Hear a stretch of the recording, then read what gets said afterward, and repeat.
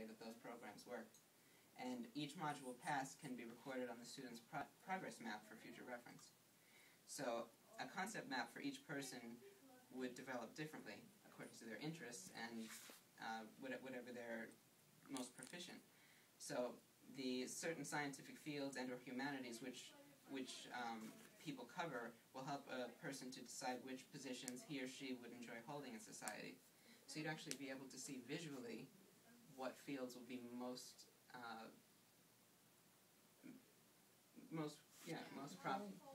appropriate for the student. So perhaps this concept map indicates that the person would do well in a biological field, maybe veterinary studies. The transitional strategy, now this is just a proposal. It's a methodology for an incremental shift from market-based to resource-based economics.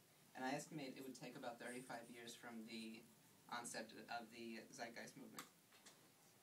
So the Zeitgeist movement member expansion is the first phase of it, followed by the formation of cooperatives, ultimately ending up in a cybernation of all of our socio-industrial complex.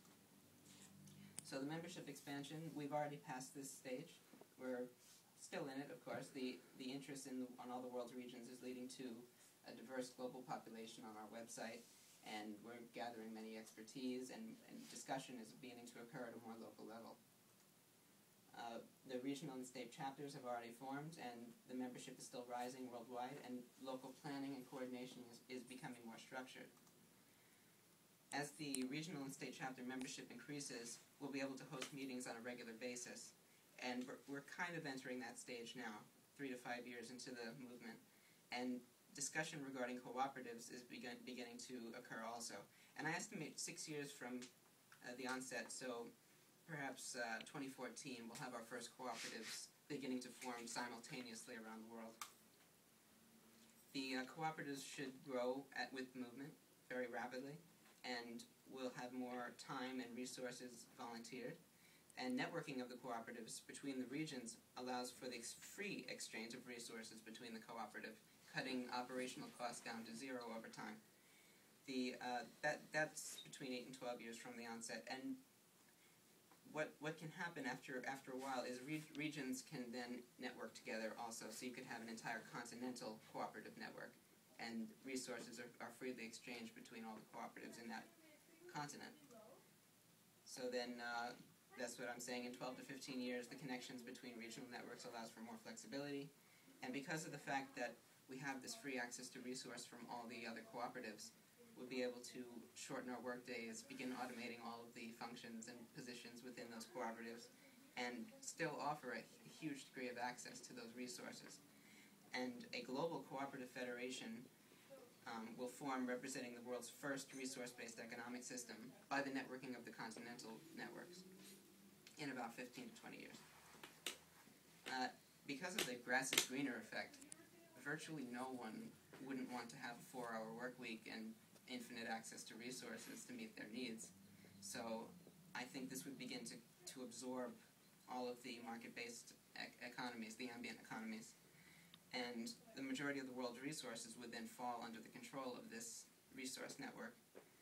And I think after 25 years that would pretty much ruin all of the ambient market-based economies. And then we can begin to cybernate these socio-industrial functions, meaning increase efficiency as close as we can to 100%, making everything as automated as possible. And I think in 35 years, because of the span of this resource network, we'd be able to completely eliminate poverty. The work week would probably average around 10 hours a week, and I think we should have a final Z-Day to commemorate the success of Fresco's work, and we can start beginning to restore the Earth to pre-human conditions. So the transitional phases include the development of cooperatives, which then become networks, and then finally a federation which absorbs the world's economies, and then finally cybernation increases efficiency. So first we have our cooperatives, perhaps in section 1.1.1, which might be South Florida. We might have a materials cooperative, which provides agricultural services, so we might have food in our section. The ecological sector might be,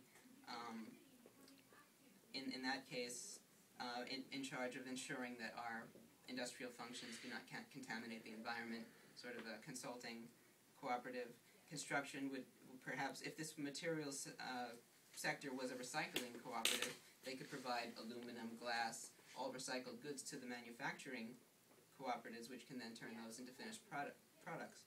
And after a while, we might have some services, education, childcare, etc., to service the people who are members of the cooperatives.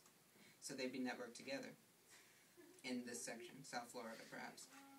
And then after a while, we could start to network the sections of Florida together into a regional network.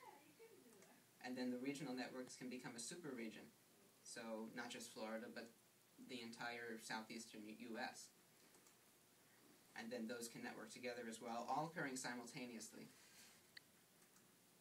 And we can start developing a cooperative federation which starts to absorb all of the economies of the world together at the same time. And then the cyber nation finally turns that cooperative federation into what we can call a resource-based economy. And that's all. I have a question. Would you recommend, when you, in the cooperative stage of this development, would the cooperatives function off the free market, the free market economic grid, or within it? And that's important. Because of the fact that we want to be successful, of course, they'd all have to start out in the market if they want to be successful, because they're not going to have the full support they need from the onset. So we can consider that 0% networked at the beginning. So 100% of all production would be on the market. Now, after a few cooperatives form, we can consider the network to perhaps be 1 to 2% formed. And that means that 98% of their production goes on the market and 2% or 1% is shared. And then as the networks begin to become more complete, nearing 90% completion, then only 10% of products need to be sold on the market to support the network. 90% of it is shared. And when the network starts to span the entire super region or continent, you can have 100% of your needs met by the network, and in which case you're down to 0% of your products on the market. So the network would be on a percentage base of development, which will mirror the amount of production which needs to be put on the market to sustain it. So it will be dropping constantly, and the networking would increase constantly. All right.